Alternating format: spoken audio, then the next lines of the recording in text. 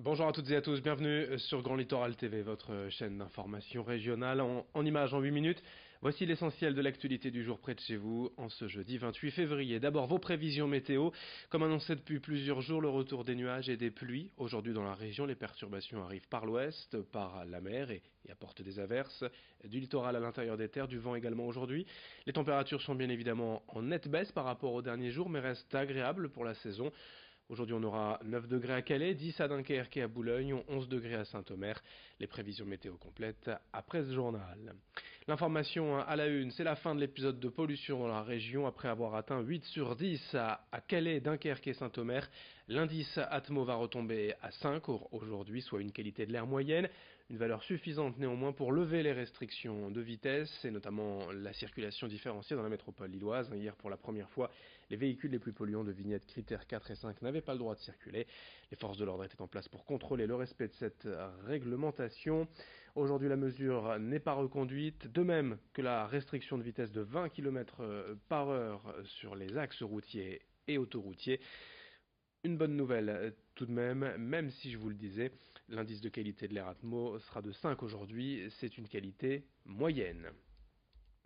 L'actualité également dans ce journal, la Chambre de commerce et d'industrie des Hauts-de-France a communiqué hier les chiffres de l'économie régionale en 2018 et notons d'abord le positif, notamment la création des entreprises en hausse, plus 14% dans la région l'an dernier. Les chiffres de l'INSEE annoncent même 39 600 nouvelles entreprises, soit un chiffre historiquement haut. De quoi se réjouir donc a priori, car de nouvelles entreprises, c'est plus d'emplois, la clé, sauf que les chiffres de la création d'emplois, eux, sont en baisse avec un peu plus de 8000 créations de postes, notamment dans les secteurs des services et de l'intérim. C'est un chiffre cette fois en recul par rapport aux années précédentes. Pour cette année 2019, les acteurs économiques se disent assez pessimistes. Philippe Ourdin, président de la CCI Hauts-de-France, s'en explique au micro de Lucille Berthe-Constant. Pour 2019, les prévisions sont pas formidables. On prévoit une année compliquée. On va avoir le Brexit qui va nous impacter directement. Le Brexit s'annonce mal, c'est dans un mois. Ça risque de peser sur l'activité de nos entreprises, sur l'activité touristique. Donc là, nous devons montrer des signes de vigilance. Je ne suis pas inquiet, force est de constater que le moral des chefs d'entreprise n'est pas bon. S'il n'est pas bon, forcément ils investissent moins, s'ils investissent moins, ils dépensent moins, ils évoluent moins, ils innovent moins, ils exportent moins. Donc, ce n'est pas une inquiétude structurelle, c'est une conjoncture qui ne va pas vers l'optimisme, vers l'envie d'investir. À Boulogne, le groupe belge Golden Palace a été désigné comme nouvel opérateur du casino lors du conseil municipal ce mardi. Géré depuis 33 ans par le groupe Partouche, l'établissement de jeux boulonnais est donc confié au groupe belge, dont ce sera d'ailleurs la première expérience en France. Après un premier appel d'offres et des réponses jugées insatisfaisantes de la part de Partouche, la ville de Boulogne a déclaré la démarche infructueuse et a relancé la mise en concurrence. Un deuxième candidat, Golden Palace, s'est alors déclaré, proposant une offre plus attractive selon la mairie. L'entreprise devrait obtenir les clés du casino d'ici la fin du mois et a prévu d'y investir 1,6 million d'euros en travaux, mais aussi de mener à terme une politique d'accompagnement et de mécénat local. Explication au micro de Corentin Escaillé. On n'attend pas d'un exploitant d'une DSP simplement de passer à la caisse et de verser de l'argent. Le monde du casino n'est pas celui qui est connu pour être le plus large dans ses contributions pour les collectivités. Et quand ils peuvent les minimiser, les minorer, ils le font. Ce qui est important aussi, c'est une démarche commerciale et d'attractivité de notre territoire. À quoi ça sert d'avoir la même offre sur tout le littoral? Est-ce que ça n'est pas bien d'avoir un nouvel entrant? Mais le groupe Partouche, délesté du casino, devrait tout de même riposter devant la justice et contester notamment la rupture du bail du bâtiment en place de la République. Affaire à suivre. Toujours à Boulogne, en bref, le ministre Gérald Darmanin en visite à Capécure ce jeudi matin dans le cadre du Brexit et des futures relations avec le Royaume-Uni. À Capécure, un violent feu. Hier soir, les pompiers ont maîtrisé un incendie particulièrement spectaculaire du côté de C&D Foods à Boulogne-sur-Mer sur la zone portuaire.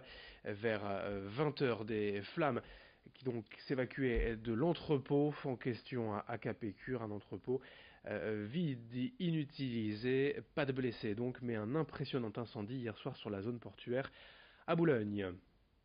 On enchaîne dans ce journal sur Grand Littoral avec la dose quasi quotidienne de Brexit et ses nombreuses inquiétudes, bien évidemment, pour les acteurs locaux. On a déjà évoqué entre autres les pêcheurs, les entreprises de transmanche, le tourisme, mais dans le Calaisis, les vendeurs d'alcool et de tabac se disent aussi préoccupés par cette situation incertaine. Plusieurs commerçants craignent en effet la baisse des volumes et des quantités de vente autorisées une fois le Brexit entériné. Pour le moment, aucune annonce ou aucune promesse n'a été faite, mais plusieurs commerçants souhaiteraient la mise en place de nouveau d'un duty free. Explication sur place recueillie par Marine Kijek. Les quotas douaniers qui étaient que les Anglais avaient le droit d'emmener de l'ordre de 90 litres de vin par personne, soit 120 bouteilles, 10 litres d'alcool pur, soit à peu près l'équivalent de 20 à 24 bouteilles d'alcool, et je crois 120 litres de bière, descendraient, dans le cadre des accords internationaux classiques, à quelque chose comme 2 bouteilles d'alcool, type whisky, 6 bouteilles de vin et de l'ordre de 16 litres de bière. Sachant qu'on atteint assez rarement les volumes que je vous ai cités précédemment, à savoir 120 bouteilles par personne, mais en tous les cas, passer de 120 bouteilles à 6 bouteilles, il y a un gap qui nous inquiète. Du sport pour finir, de nouvelles disciplines au programme des Jeux Olympiques. Dans 2 ans à Tokyo, nous découvrirons l'escalade, le skateboard, le surf, puis à Paris en 2024, c'est la breakdance qui pourrait faire son apparition. Pour l'heure, rien n'est encore officiel et confirmé. Il s'agit d'une volonté du comité d'organisation à Paris de promouvoir de nouveaux sports plus urbains. À Calais, Martin Lejeune, breaker de 16 ans, membre de l'association calaisienne Kaila District, vient de remporter en octobre dernier la médaille d'argent lors des Jeux Olympiques de la jeunesse en Argentine. Il suit donc de près la possibilité de participer aux Jeux à Paris, lui qui aura 21 ans en 2024, même si beaucoup de questions se posent encore sur la manière d'organiser un concours de break au JO. Explication à Calais au micro de Louis Caillé. Moi je pense que c'est très positif. Je pense que le hip-hop a assez de puissance et de force pour faire en sorte que ça reste pur et que ça reste hip-hop. Mais bien sûr, je me prononce pas trop parce que j'attends de voir comment ça va s'organiser. Au niveau des règles, tu vois, ce mot qu'on ne connaît pas trop à la base, moi je suis pas contre, parce qu'ici même on l'enseigne aussi comme un sport avec une rigueur sur le côté sportif et technique. Mais voilà, comment ça va se passer? Comment on sélectionne? Comment on juge? On sait que c'est les Jeux Olympiques, donc il y a quand même un cadre, tu vois. Et ça, ce truc-là que je fais là, on connaît pas nous dans le hip-hop, pas du tout à la base. Moi ça me dérange pas de me ranger, sachant que c'est un projet un peu à part, juste à voir comment ça va se passer, mais je suis pour, à 100%, ça c'est clair. Fin de cette édition sur Grand Littoral TV, l'info continue dans un instant, à suivre vos prévisions météo.